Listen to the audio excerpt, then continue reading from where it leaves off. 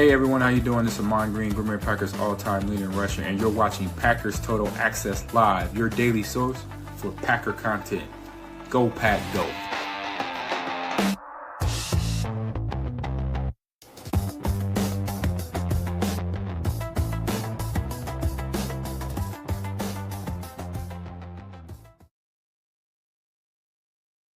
What's up, guys? Welcome into Packers Total Access. My name is Clayton. You can check us out on Packernet.com. Find me on Twitter at Packers_access. On this glorious November the 8th, we got an awesome little show for you guys put together. I was just doing a little deep dive into some of the injury concerns. You know, we got Philadelphia coming up on Monday night. I thought, why don't we take a quick little look at the wide receiver room? Obviously, we've got some guys on the injury report that was released yesterday. We'll get another one today, so maybe we'll get a little bit better picture on people like Matthew Golden, players like that. But I just want to kind of dive in, look at the players that may not be available, look at the players who are potentially coming back, and maybe how this wide receiver room may shake out moving forward here. You know, you got a couple of guys that you're wondering, are they going to be a part of Green Bay's future? One being Tay Wicks, another being Romeo Doubs. You got Christian Watson, who's got 2 years left on his deal. Obviously, he has emerged. To me, he looks like he's as good, if not better, than he was before the ACL, which is really, really exciting. As we talked about earlier in the offseason, you know, one positive around him rehabbing that ACL, he's not going to be running as many routes, probably going to be working on the hands. And we know Christian, I feel really, really confident that Christian Watson has the best grasp of Matt LaFleur's offense. You know, he's one of the few players at the receiver position that'll kick into wing and almost be like a makeshift tight end on some of those looks. I'm not saying Romeo Doubs doesn't understand the offense. I just don't think he understands it to the level that Christian Watson does, because again, he's played wing, he's played speed Z. They put him at boundary X from time to time, and they'll also play him at the F. His rookie year, he played that F position there for Matt LaFleur. So we're going to dive into all that, just have a quick little conversation as the chat fills in. Sorry for the random stream, guys. You know how it is, man. If I get a few minutes, I'm just going to hit go live and hop in here and talk ball with everybody. Before we do, if you guys would do me a really big favor, click like, click subscribe, hit that bell icon so you're notified when we go live here in the future. If this is your first time tuning into PTA, welcome. Thank you for making us a part of your Saturday morning festivities as we're getting geared up for the Monday Night Football showdown with the Eagles. Later on, I think it's going to be tomorrow, we will be doing the game plan. We'll be unveiling that. We might get into a little bit of it tonight. I'm going to put it together today and just talk about a detailed game plan in approaching the Philadelphia Eagles game coming up. So if that's the type of content you're looking for, hit subscribe, click that bell icon so you're notified when we go live here in the future. We've got like something between 20 and 25,000 returning viewers every month. And we've got like 6,600 subs, 6,500 subs, whatever the number is. If everybody watching this video just took a quick second to hit subscribe, that would help the channel out tremendously. We know these people are returning to watch the content. They're probably like me, where I forget to hit sub on some of the top content creators that I follow as well. We got a bunch of people in the chat. Appreciate y'all swinging through. Nick McSwain in the house. We got Bates. We got Tyler Nording. Good to see you, buddy. Gravedigger in the house. Everybody sit up straight. All right. We got Chris the Casual in. Everybody following in here. Thank y'all so much for making us part of you more. Let's get into it, guys. So you can catch this article. And again, I apologize for the coughing. Tired of saying it. You guys are tired of hearing it. We're still battling whatever this was. So hopefully it'll be gone here in the next week or two. So wide receiver room. I put a little article together over at Patreon. If you guys want to join there, patreon.com/PackerFan Total Access. Packers wide receiver room update, mixed injury news ahead of game day. Also, the title of this video is just talking about, you know, injuries, upside, and opportunities. Let's just dive into it, man. So the Green Bay Packers wide receiver room is seeing a blend of positive and concerning developments as they prepare for their next matchup. As you guys can see, the injury report that came out yesterday, Matthew Golden was limited on Thursday with the shoulder injury. He was downgraded to did not participate on Friday. I'm eager to see what his status is today and his game status. If I had to guess, it's either going to be did not participate or limited, and I imagine his game status will be questionable. I feel really confident thinking it's going to be questionable. We'll see, though. Maybe it's doubtful. Maybe it's probable if they still have those statuses that they can list. Malik Heath was not on the injury report Thursday. However, a hip injury popped up, and he was limited on Friday. I'm eager to see if he's going to be available as well. And you also have Christian Watson, Dontavion Wicks, and Savion Williams on the injury report. Christian Watson and Wicks both limited, and Savion Williams did not participate Thursday, but he was back limited yesterday. So, you know, Wicks and Savion Williams are the ones that kind of grabbed my attention. We know Christian Watson's going to be good to go. He's been good to go this entire time, coming back from that knee injury. So we will see what's going on with Wicks with the calf. Will he actually play this week? And Savion Williams is the other one with the foot injury. The fact that he was limited tells me he's trending in the right direction. The one that's trending in the wrong direction, obviously, is Matthew Golden, like we talked about. Right. I think there's a decent chance we don't see him on Monday night, and that could be crucial. And listen, you've typically got two different opinions when it comes to Matthew Golden. Some fans think he's I don't want to say a bust, but man, he's been a real letdown since they've drafted him. Being the 23rd overall pick, 23rd overall pick, I believe it was. I think he's made the most out of his opportunities. When I say the most, maybe that's a little strong. Obviously, the deep balls that they've come up short on probably could have been a better ball. Probably could have tracked it a little bit better, but nonetheless, they're so close to hitting on those. I think here's the way I look at Matthew Golden. If you put him in Romeo Dobbs' spot at the X, there's nothing that I've seen Romeo do that I don't think Matthew Golden can do. Okay. And that's not the dog Romeo. It is what it is, right? And listen, I would love to have Romeo Dobbs back on this team next year for the right price. I personally don't think it's going to happen. I think he's going to hit free agency. Someone's going to see him more valuable than the Packers probably, and he will probably get outbid. They will get outbid. The Packers will get outbid by, that team or two, right?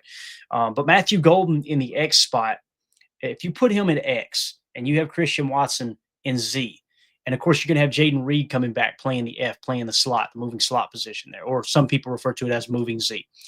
I think that is the best version of this wide receiver core. Because again, to me, Matthew Golden has showed he's got the hands that Dobbs does, right?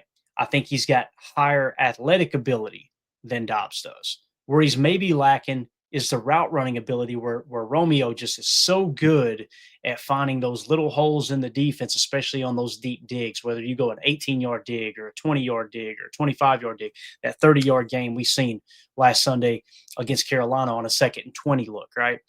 Those are the things I think Romeo maybe does a little bit better than Golden, but I think it's just a matter of time before Golden takes over for Romeo in that X position. Again, we've seen Matthew Golden play the Z. We've seen him play the F. We've seen him play X. The last 2 weeks, this has really gone under the radar. You've seen more snaps of Matthew Golden at the X position, and you had Romeo playing a little F when they wanted to try to stretch the field with Christian Watson.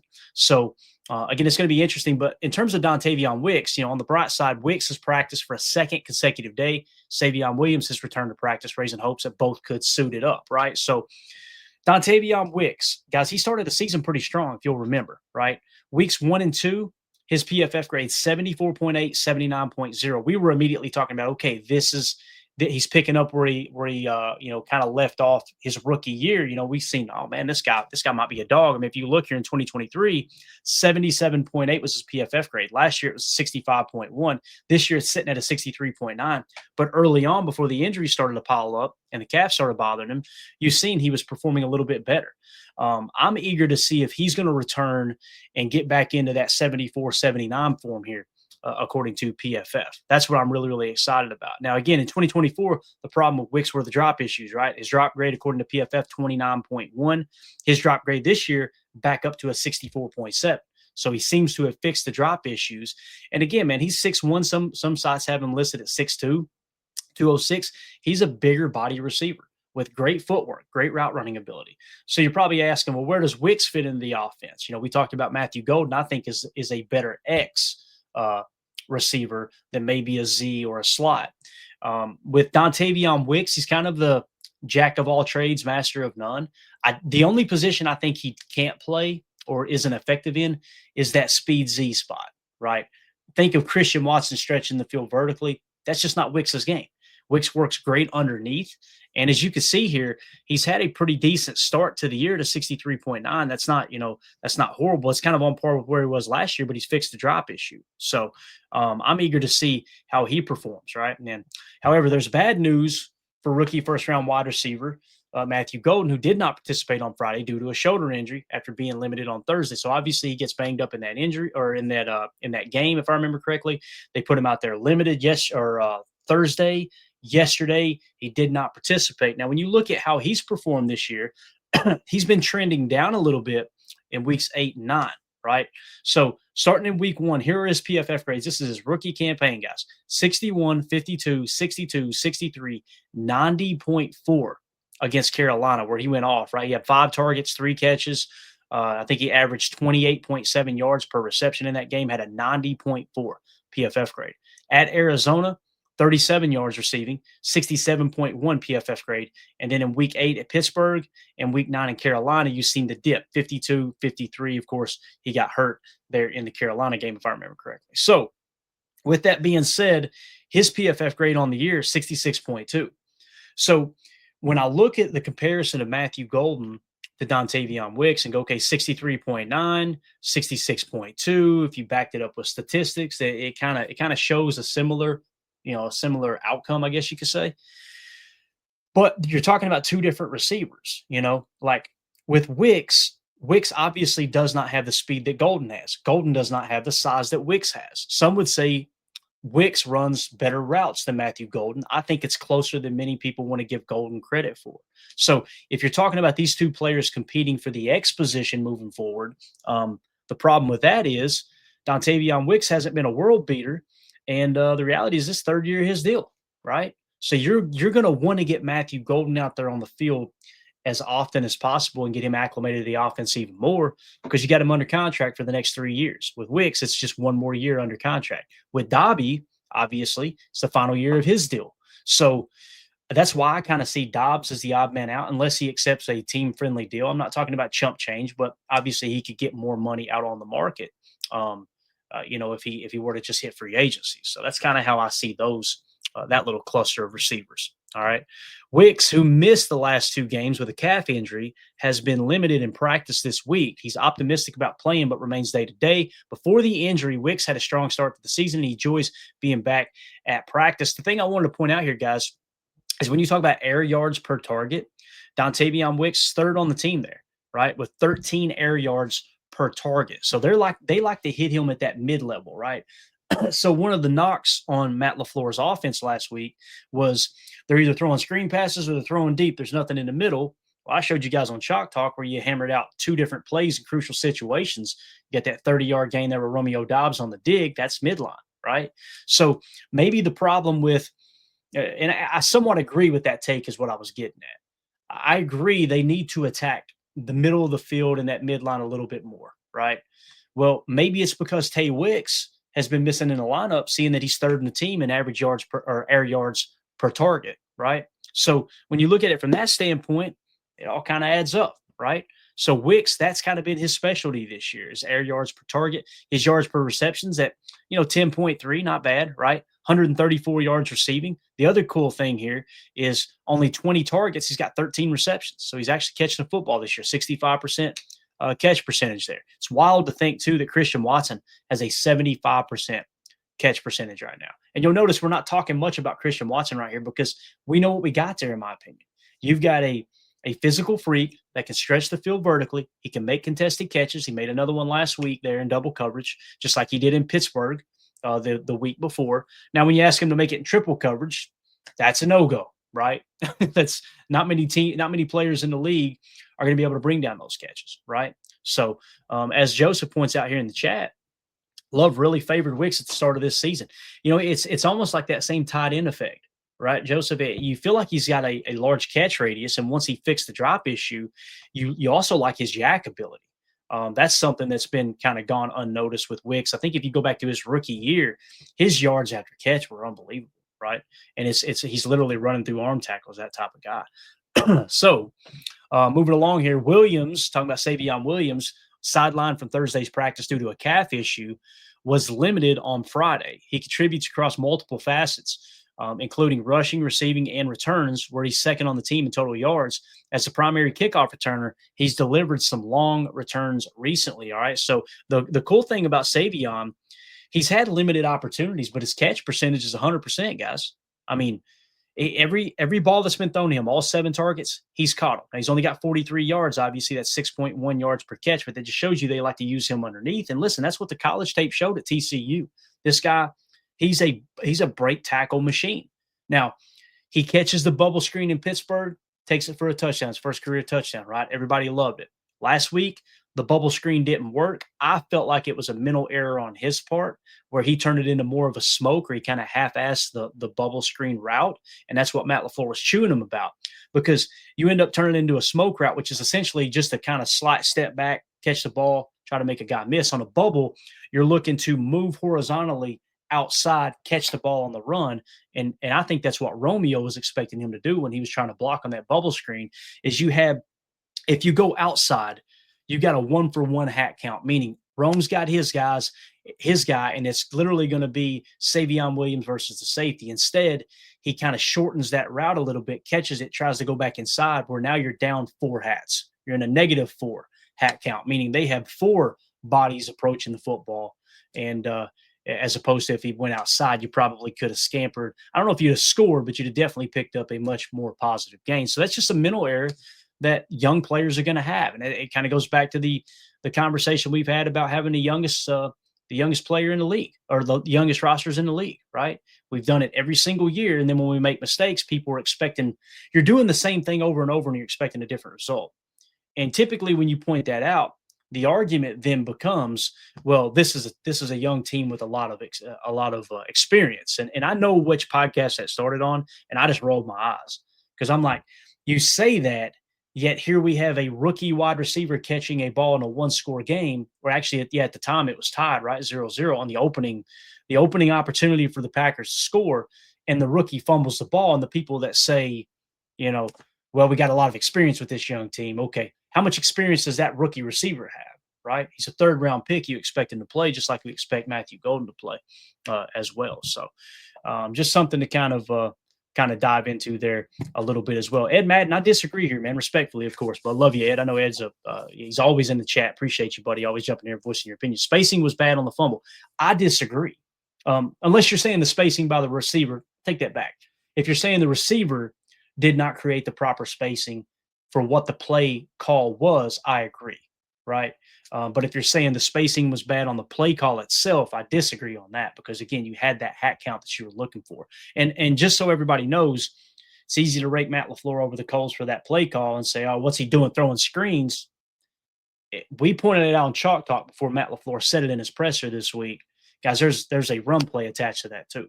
So we've come full circle to fans complaining about Aaron Rodgers always throwing the ball when we should be running it. Well, now it's Jordan Love throwing the ball when some fans think we should be running it. I can understand why Jordan Love made the decision he made. And honestly, he could have thrown a better ball on that bubble screen too, although it was catchable, of course, but you're looking to lead him outside. So maybe that played a little bit of a factor into Savion Williams trying to cut back inside. And the other mistake there, of course, was Savion holding the ball in the inside arm, right? That's just a big no-no. You got to know on a bubble screen, when you're looking for a 1-for-1 hat count, the quarterback's going to look to put it outside for you. You got to catch that ball and get it in the outside arm as quick as possible. Instead, what Savion did, he shortened the route, caught the ball, kept it on the inside arm.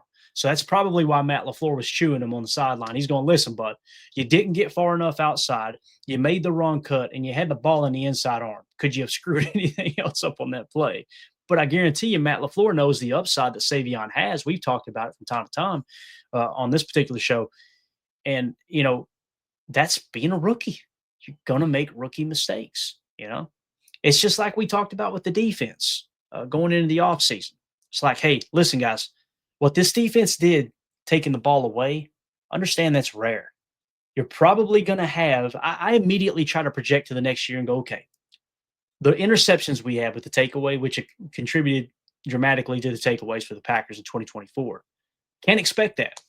You're being unrealistic if you expect to have the same amount of takeaways because of the interceptions. Teams are not going to play you the same way, right? They didn't even play the Packers the same way in the back half of the season, right? You already seen it trending in that direction.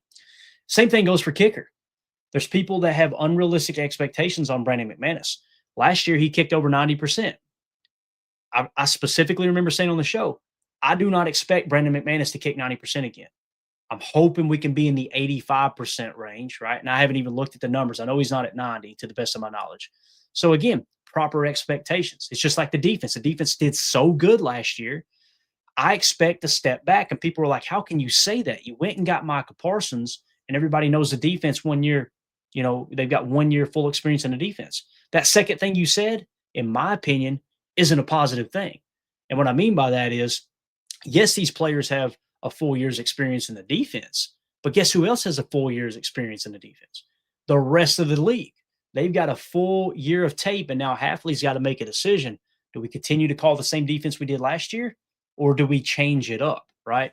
And again, I think he's done a great job. You got a top 10 defense. As we pointed out yesterday's show, red zone efficiency is where you're struggling. You've got a bottom half red zone defense right now in terms of touchdown percentages allowed when the teams get into the red zone. So that's something you got to clean up. But anyway, a little bit of a tangent there. Appreciate you, Ed. And again, I didn't get a chance to look at your follow-up comment there. I apologize, man. But again, this is just how the league works, man.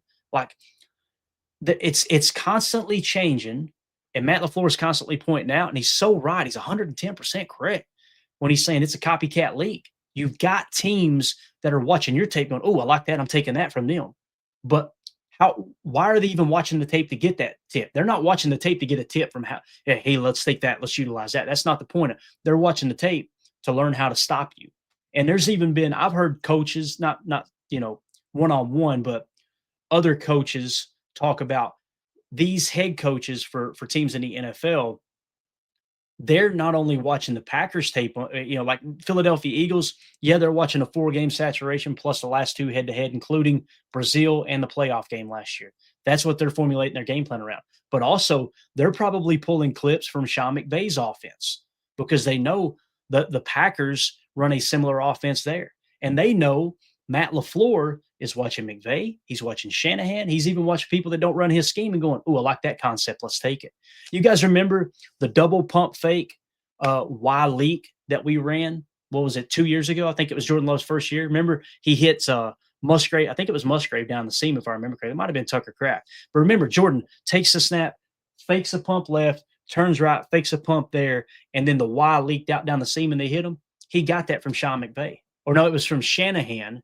And then the same week that LaFleur ran it, McVay stole it from Shanahan, just like LaFleur stole it. So again, this is how the league works. And it's these teams and these coaching staffs, and more specifically these players that are able to adjust on the fly, that's going to make the big difference, man. Those are the teams that are going to be in it at the end for sure. So again, just want to point out Savion Williams, his hands look good. And that was a problem coming out of college. We were like, man, this guy's a physical freak. He's a yak god. He can return kicks, all these things, but he's got a hands issue. It's like he's making contested catches like he's Randy freaking Moss at TCU, right? And then when he's wide open, he's dropping passes. So you got to create some consistency. I love the fact that his catch rate is 100% of Savion Williams. And just to add to that, guys, the players with the best catch percentage on our team right now, John Fitzpatrick, only 5 targets, but 5 catches, 100%. Malik Heath, only 6 targets, but 6 catches, 100%. Savion Williams, only 7 targets, but 7 catches, 100%. How about Luke Musgrave, guys? 90% catch rate. 10 targets, 9 catches. Let's go. That's what I'm talking about. Josh Jacobs is up there too. Emmanuel Wilson, obviously. And look who is the top receiver that's gotten a bulk of the snaps, right? He's ran 177 routes and had 29 targets. Matthew Golden, 23 catches. Again, Romeo Doubs, I think we would all agree, has great hands. He's at 65%. That's what I was talking about with Matthew Golden. If Matthew Golden takes over for Romeo Doubs in the future, you're basically going to get a better hands than Rome. That's what the numbers are suggesting, right? Probably slightly less in terms of route running ability, but you're going to get that take the top off the defense, top speed as well. So just something to keep in mind. Nick McSwain, I got to get it, man. It's rare I do special requests over here, but when you point this one out, we got to do it. As we said there, that number for Romeo Doubs' catch percentage is 65%. 65%. That's what we appreciate that, Nick. You're the man. All right, moving along. Another thing with Savion Williams, anybody who thinks that he's not going to be a great player, he's not already contributing to the team, 3rd-round pick, he is 13th in the NFL in kickoff return yards. Now, again, return average could be better, right? Like, this is where we're at with Savion Williams. Let me scroll down. I apologize. Savion Williams is 13th. He's got 504 kickoff return yards right now. Okay, that's 13th best in the National Football League. He's averaging 25.2. Now, you'll notice everybody above him here, they have a little bit higher average. Okay, average kickoff return. You know, you're always seeing kickoffs with this new rule. I'm wondering, was that good or not? Do y'all do that? I know I do that. I'm still trying to get used to the new kickoff rules. And I'm like, I don't know what's good now, right? Is it 30 yards? Is it 20 yards? What's a good return, right? A good gauge here, if you look at some of the guys that are in the top, let's say just the top 10 in kick return yards this year, it looks like the best average is Luke McCaffrey from Washington at 29.6. Okay. So keep in mind now when we're judging Savion Williams or whoever's returning kicks, 29 is the best in the league when you kind of filter out the noise. Okay. So if you hit 30 yards on a return, great freaking return with these new rules, right? 25 seems to be good. So somewhere between 25 return yards and 30 return yards is what you're looking for. Savion's right there in that sweet spot. So, and I love the fact that he's protecting the football. He doesn't dance around. You'll notice he just grabs that ball, takes one peek, one cut, and goes and gets you the yardage that's out there. I think he's going to get better too, man. Going to get better. As Joseph points out, yeah, he's a natural kick returner. He's obvious. Completely agree. And some people were saying, why ain't you returning punts? I can understand that argument. I think Jacob or Tim maybe bring it up the other day. I can understand why you think like that. The problem is punt returns are much different than kick returns, and they're obviously seeing something in practice they don't like with him returning punts. Maybe that'll change moving forward, right? Let's hope it does. So, all right, let's move along here. With all that being said, Christian Watson and Romeo Doubs continue to be the go-to guys in this Packers receiving room. If Jayden Reed does return on Thanksgiving Day or earlier, Jordan Love will be heading into the final stretch of the season with the receiving room locked and loaded. So when you look at the PFF grades, again, Jayden Reed, you got to kind of throw it out because it was only, 2 games. He had 5 targets, 3 catches, already had a touchdown. He's just such a weapon, man. 89.9 is his PFF grade. Again, that we expect that to come down, and it's going to take some time for him to ramp up too, man. Collarbones are weird, guys. I don't know if y'all have ever broken a collarbone. I luckily have not, but anyone I've known that's broken a collarbone, they stay in your head a little bit, man. You're thinking about it. That's a lot of pain.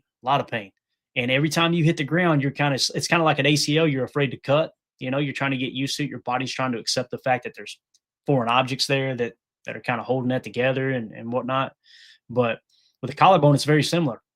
Don't be surprised if Jayden Reed's a little more cautious on how he falls, like maybe that's probably going to be in his mind a little bit with Yak. It's like, let me try to fall in a safe way because, man, you snap that bone up here, that's awful close to the brain stem. You know what I'm saying? That gets you thinking like, wow, that something that traumatic can happen right here.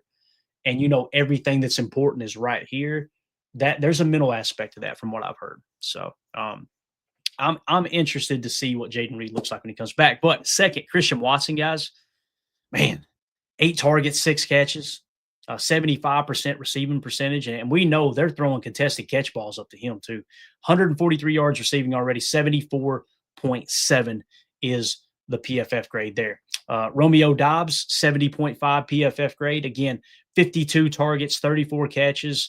Of course, his catch percentage is going to be lower than the other guys because he got a lot more targets. The most comparable to him is actually Matthew Golden, who has a higher catch percentage, and he's sitting at a 66.2 PFF grade. Malik Heath, 65.9. Dontavion Wicks, 63.9. And Savion Williams has the lowest receiving grade. Isn't that wild? Think about that.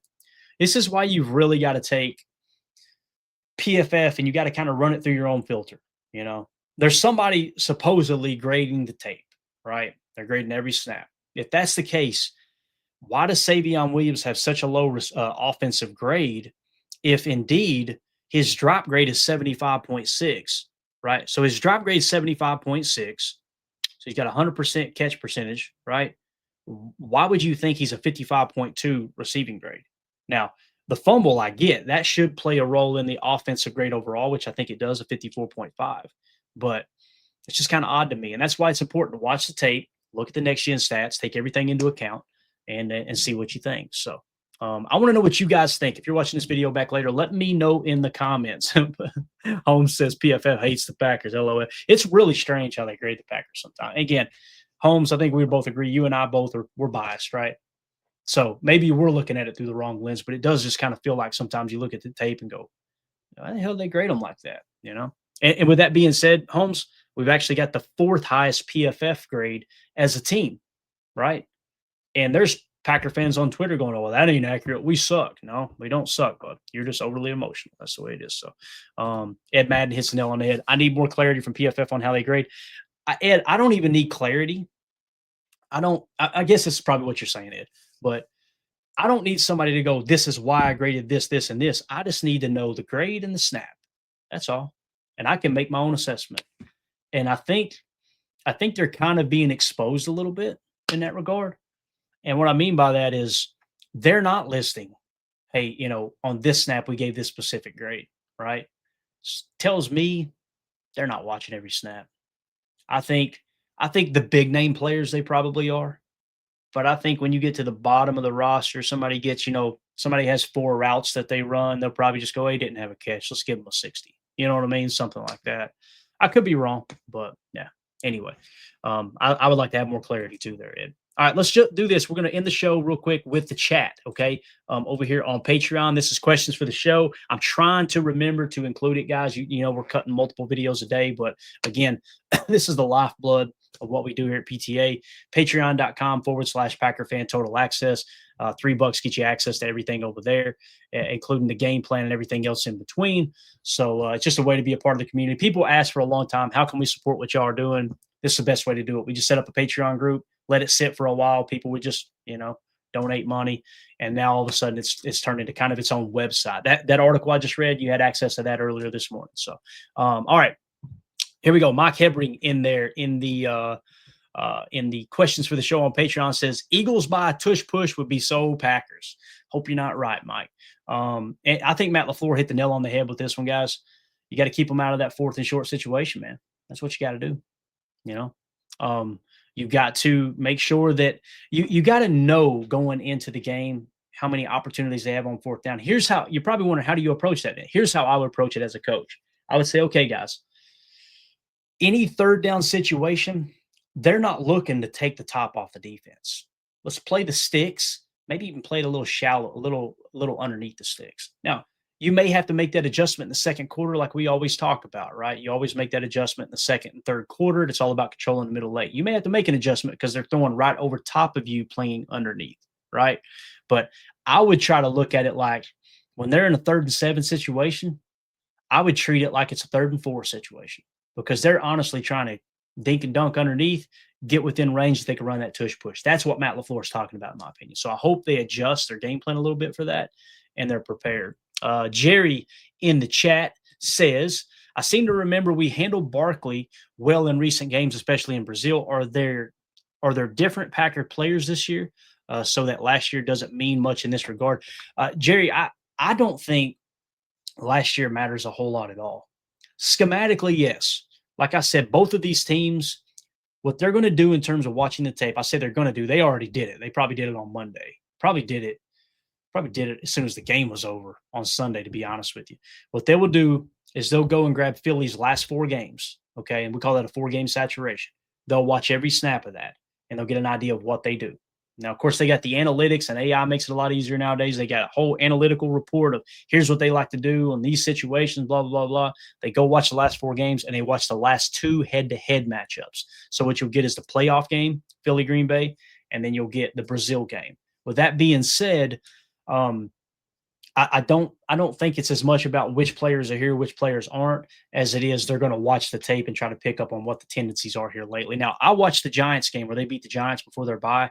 I wasn't overly impressed. It was a 2-score game, but the Giants kind of gave them that game, right? It just seemed like there was – every time I turned around, I was working on some stuff here for the pod, and every time I turned around and looked at TV because the announcers got loud, it was like another mental mistake by New York. Might have been a drop. It might have been a turnover. Might have whatever. But it just – I didn't come away from that game going, man, Philly, they played like world beaters there. They just didn't shoot themselves in the foot, essentially, and the Giants did. So hopefully that answers your question, Jerry.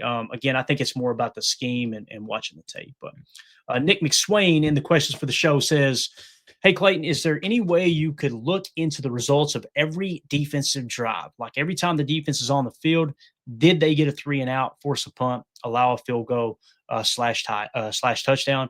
I was trying to find this information, but I couldn't. Defense is obviously not going to give up a lot of points, but I feel like they are allowing long, sustained drives and not forcing the mistakes they want to. If you don't feel like answering, could you maybe point me in the direction to find it myself? Appreciate you. Here's the best way to find that info, Nick, and I don't have it right offhand. I will say this last game against Carolina, the one play that stood out to me was you seen Gary pressure Bryce Young. Gary comes across the formation, with his pass rush, pressures Bryce Young, and he was able to scramble. I think it was on the play. I think it was a third down play. It might have been a fourth down conversion, actually.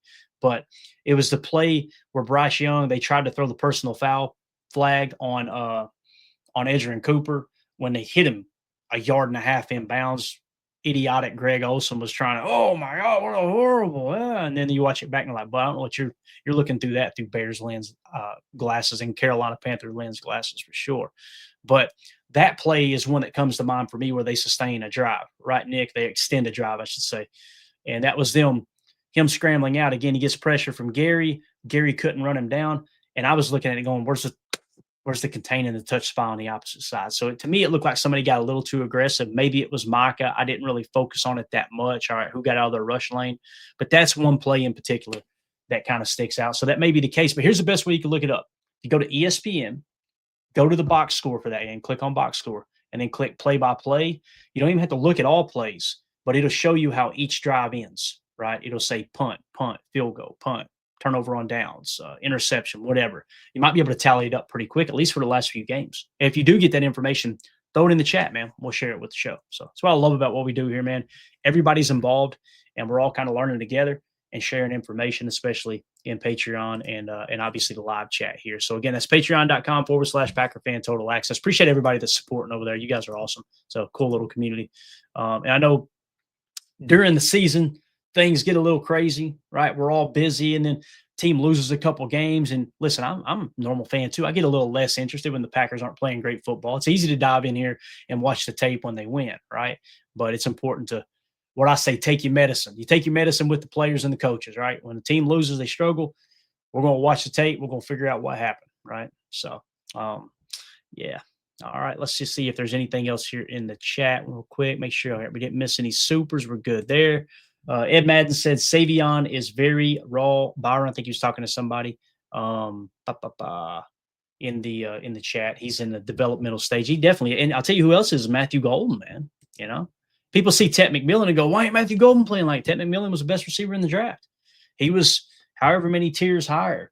I got so much stuff laying on my phone in just a second. Let me just see if I can give you an idea.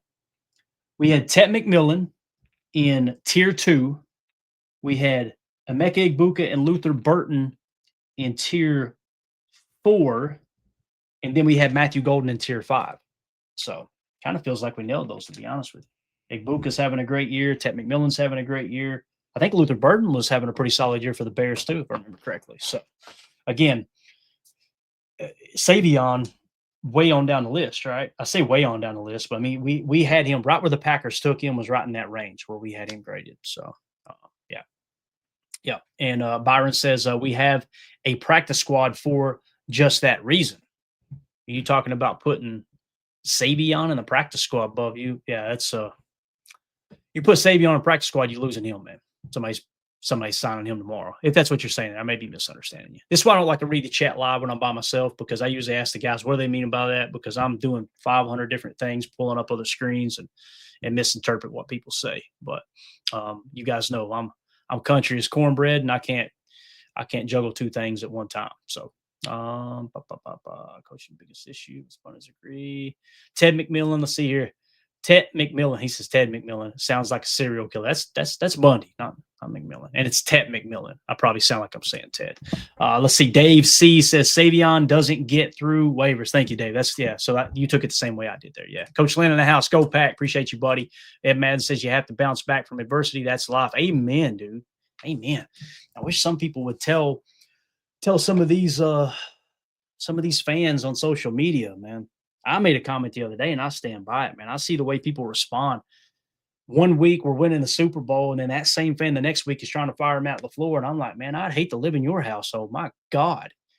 Somebody gets a speeding ticket in the household, you kicking them out of the house, telling them you're disowning them. Like, what goes on over there?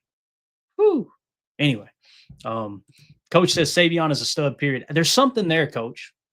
I agree. And now, listen, I stud, I'm not going to the point where it's like, okay, when I hear stud, I think he's going to be a top 10 receiver in the league. I don't see that yet. I don't see it. I don't not see it, right?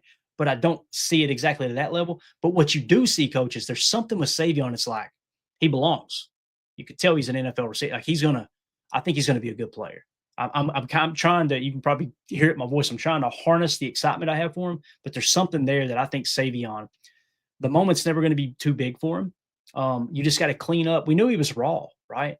That's the fumble. That's mechanical stuff, right? The route. If he did break that route off, it was supposed to be a bubble and not a smoke. And he kind of ran something in between.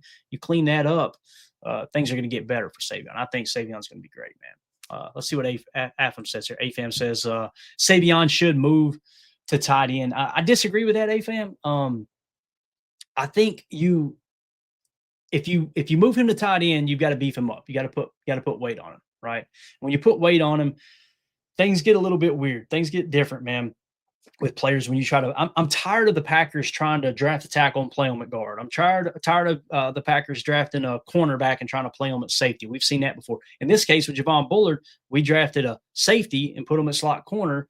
Slot corner is definitely, he plays better there, so that one you could check the box. But I think I like Demarius Randall and some of these other players we had in the past where it was just like you're constantly trying to fit a square peg in a round hole. I think of Amari Rodgers, who coming out of college was like, hey, this is going to be a good slot receiver, good, kind of gadget guy.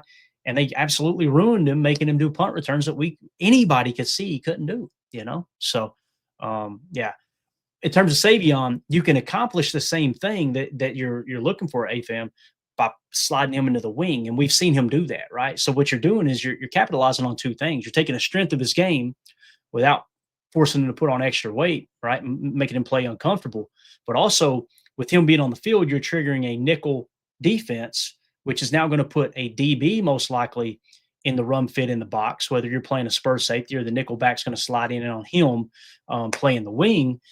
And you still get his blocking ability. So I kind of like him at receiver and the weight he is. I want teams to always look at Savion as a receiver and play defense that way. Because when they do, they're going to bring in an extra DB. And then when you get him underneath on the bubble screens and things, he's going to be able to run through that DB's face.